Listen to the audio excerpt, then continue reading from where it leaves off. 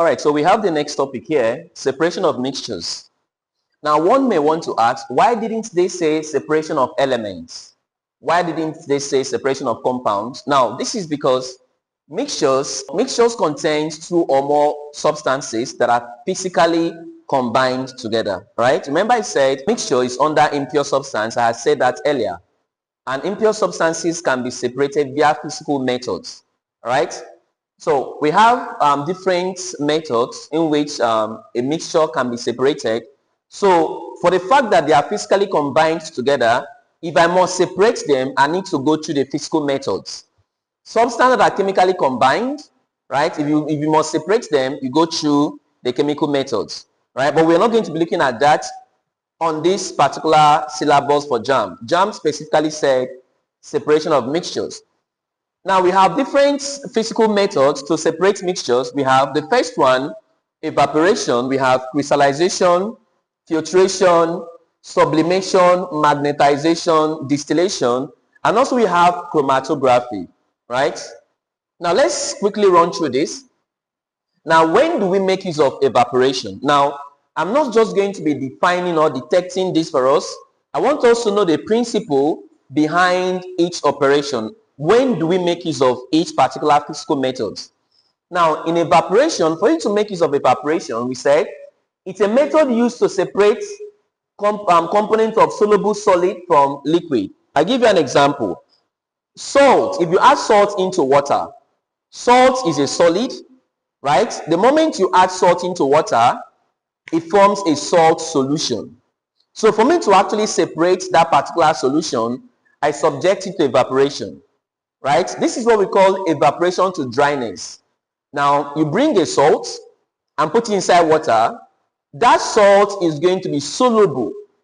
Emphasis on the soluble. If you bring sand and put sand inside water, you cannot use evaporation because the sand in question will not dissolve inside the water. So you can actually use filtration. In the case of soluble solid, right, salt is soluble in water. The moment you add salt inside water, right, you're no longer going to be seeing the salt, but instead you're just going to be seeing the water. That means the salt has been dissolved. In that process, we use evaporation if we must recover the salt back.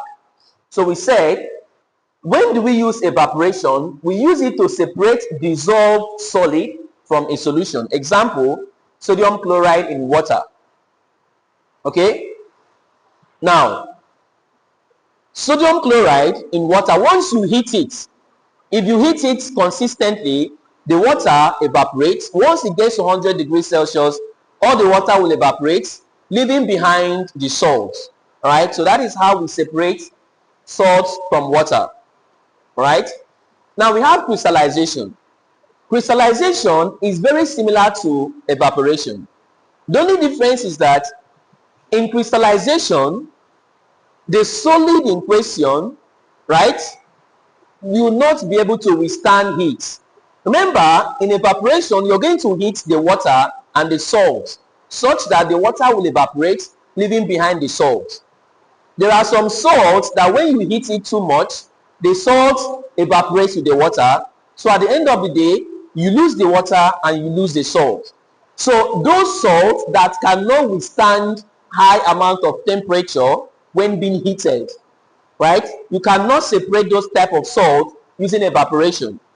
So those type of salts is separated using crystallization, right?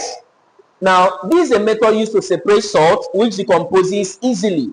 That means any salt that once you heat it with water, right, it decomposes and escapes with the water.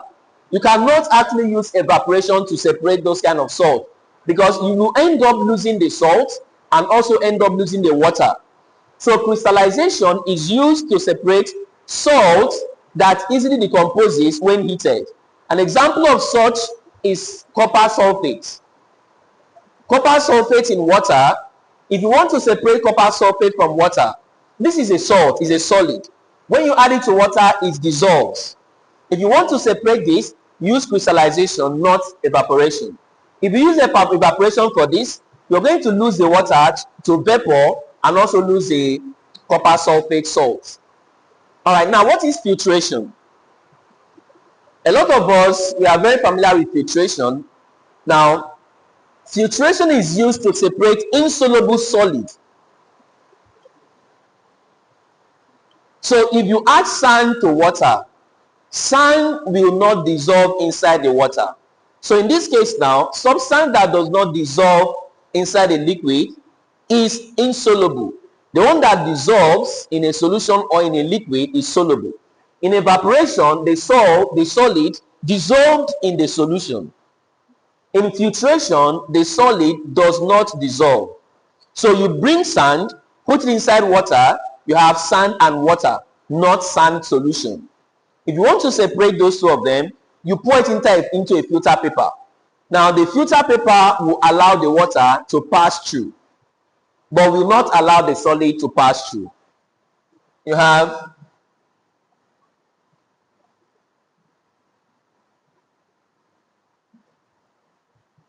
what we have inside here is called a filtrate. So this is a filter paper.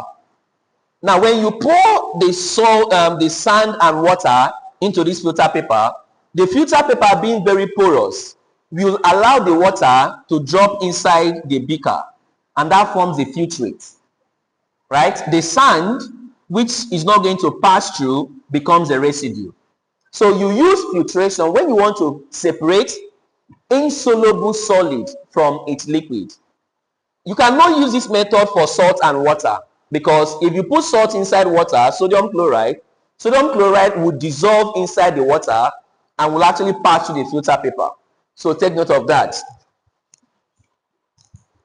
Now what is sublimation? Of course, we have heard of sublimation. This is not the first time. Sublimation is the transition of a solid to a gaseous state without passing through the intermediate liquid phase. Something moves from solid to gas. Sublimation. Example is our camphor we use in our houses. We have magnetization. As the name implies, it's make use of a magnet. So imagine you have a piece of metals embedded inside a sand. Right? Pieces of metals such that the size of the metals and the sand are almost equivalent. You cannot use your hand to do it.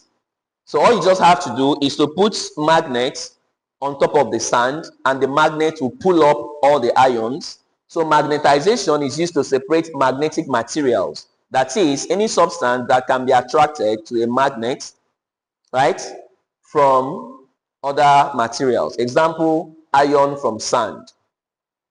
Now let's talk about distillation. Now distillation is a type of, a separation technique that operates based on difference in boiling points, right? So we said is a method used to separate mixtures based on difference in boiling points. Okay, let me put this. Distillation is used to separate miscible mixtures. Mixtures, let's say mixtures of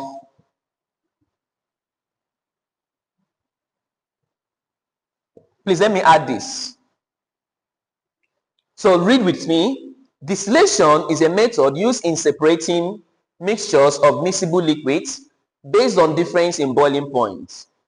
Emphasis number one is that for me to use distillation, the two liquids have to be miscible together, right? They need to mix together perfectly. Example is water and ethanol, right? They must mix very well, because if they mix very well, you cannot actually separate using filter paper. So number one criteria is that they must mix very well. Number two is that they must have different boiling points. If you bring water and water, you cannot separate the two of them. All right. So just in case you're being asked, which type of separation technique uses difference in boiling points? It is distillation. All right. Distillation is of so many types, but we are going to be focusing just on two: simple distillation and fractional distillation. Now, as the name implies, simple is used to separate mixtures of liquids whose boiling points are wide apart. Now, if I have something like this, their boiling points are wide apart, 80 degrees difference. You can see this. This is wide enough. So anytime you want to separate mixtures of liquids whereby their boiling points are wide apart, you use a simple distillation, right? But when you want to separate mixtures of liquids in which the components of that liquid, their boiling points are close to each other, you use fractional. So let's look at fractional distillation. Fractional distillation is used to separate mixtures of miscible liquids, that is, liquids that dissolve in each other, whose boiling points are close. In simple, it is used when their boiling points are wide apart. In fractional, it is used when their boiling points are close. Example of mixtures that we can use fractional distillation to separate is crude oil. Now, this is because crude oil contains fuel, kerosene, diesel, gases, etc. So crude oil, which is same thing as petroleum, contains lots and lots of liquid components. That is why it is done fraction by fraction. So they are mixed together such that the boiling point of kerosene and fuel is close, right? So in case you're being asked which type of separation technique is used to separate mixtures that have close boiling points, the answer is fractional distillation. Now, chromatography is used to separate complex mixtures. It's a method of separation used to separate complex mixtures, right? Take note of that. Chromatography is used to separate complex mixture. Example is used to separate ink or paints. So take note of that. Chromatography is a separation technique used to separate complex mixtures. Example of such complex mixtures are ink and paint. Just in case somebody asks you which type of separation technique can be used to separate inks or paints, it is chromatography. Now, what is separation funnel? Separation funnel looks like this.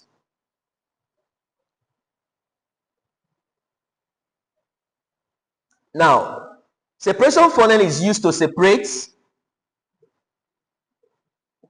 immiscible liquids.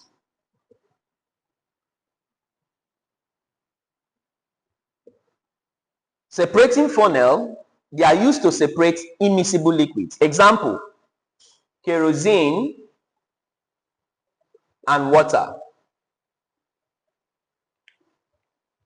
If you add water to kerosene, they will not mix together. There will be a demarcation. Water would be at the bottom, kerosene will be at the top. All right? Now, it is simply because kerosene is non-polar, water is polar. So when you mix non-polar and polar, they will not mix together. In this case now, you are going to see a two-phase. One, you see a demarcation. On top, you're going to see a kerosene. Below, you're going to see water. Right? So look, we have this.